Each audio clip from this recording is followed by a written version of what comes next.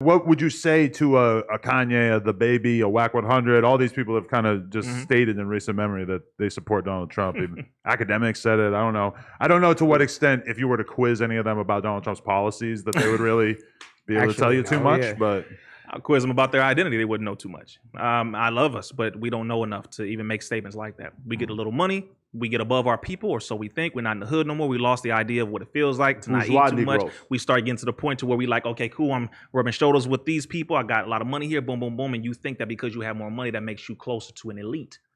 No, it doesn't. You're a rich Negro. Every one of us will receive our N-word wake-up call. You will always receive that. You make the wrong person irritated, you will be reminded of exactly who you are. Every one of us. I don't give a damn how much money you have, because you're a millionaire and you can't speak the truth. You are still a slave. You're just rich. You got more slave masters in your bank account. That's the only difference between you and me. But I can speak the truth where you can't. I would never trade places, ever. But at that point, we have to be mindful that humility is something that we all need to receive. Whether if you're rich, you're poor, whatever you want to call it, we have to sit down, learn our history and learn the history, and then be willing to take responsibility and hold ourselves accountable for the things that we do and the things that we fail to do. That's for all of them, because Donald Trump, yes, he awakened a lot within a lot of people. But like I said, that specific core group of the racist evil ones, so you said going to pull up on people if they threatened to impeach them or whatever, and it was a lot of videos on a lot of people with their gun. They didn't give a damn. They glasses off. Absolutely. They said, come get me, you know where I'm at, boom, boom, boom. It's because that's what they want. And guess what? I ain't mad at them. That's their great white hope. Go have them. They're supposed to do that. That's what you're supposed. But guess what? We're supposed to do the same, as you were saying. But the propaganda has made us weaker to where we don't even trust our own people. Donald Trump has been accused of rape for over 15 women, just so you know, for example, right? Ain't nobody bringing that up. No, let's just they not even, they like, okay, and that's still my man. Why aren't we the same? See, now mind you, I'm not justifying that, so let's get that clear. Right. That's terrible. No matter who does it, and anyone does it deserves the consequences, period.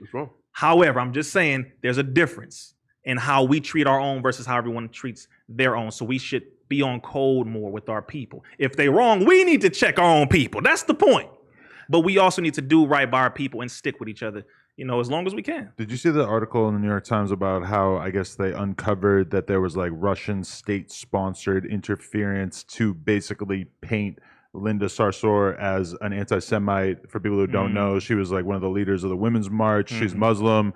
They basically like figured out in their whole disinformation campaigns that calling her an anti-Semite was very, very effective in terms of drawing a lot of controversy online, and her career has really been like pretty much hobbled, and the Women's March like evaporated as a result of all this. How do you feel when you see that? Because that really shows you like the power of information and the idea that bad actors could amplify a message so much. And I'm not saying that there weren't legitimate grievances with her or whatever. Obviously, this was popular with people because some percentage of real people also agreed with her. But the Russian thing is kind of crazy to think that they could weaponize our information like that, right? And I find it funny, all of a sudden, America's talking about Russia, Russia, Russia, when you sold our information to the national bankers. You've been spying on us since 9/11 with the Patriot Act. What the hell are you talking about? See, I don't get into that nonsense. It's like, well, Russia, calm down. Let's go back over here. America, what the hell are you doing?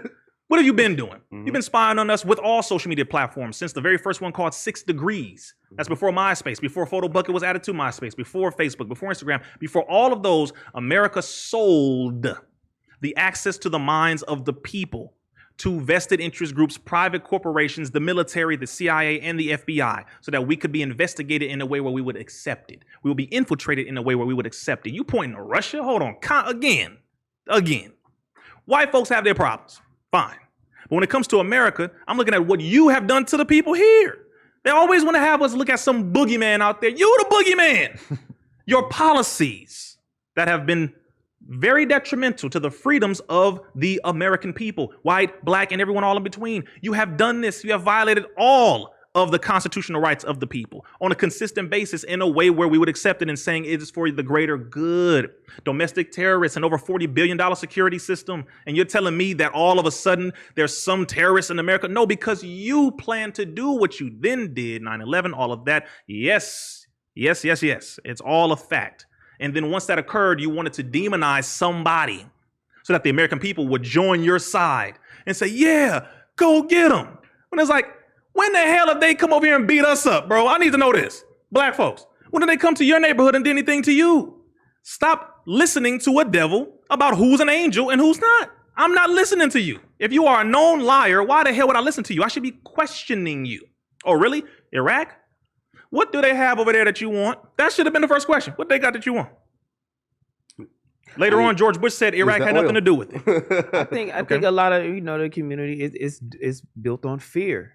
It's definitely built on fear. I need to go back to that, by the way, with the last piece on the Rush thing, and let's also out there. But go ahead. Yeah. I mean, It's just a lot of information. Definitely, I think our community is built on fear. I forgot what the fuck I was finna say, but my bad, brother. My bad. Yeah, you was finna do it, but yeah, our community is built on fear. I mean, and I think going back to what you were saying too about being humbled.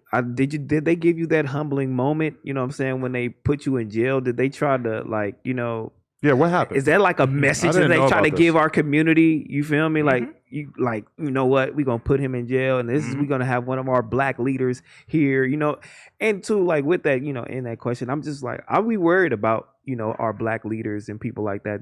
That's another thing built on fear. Like we fear to speak out because our black leaders that do speak out, something always happens to them. All right, people, we just hit 300,000 subscribers. We're trying to hit 400,000 subscribers. So that little red button, tap it, tap in. Appreciate y'all.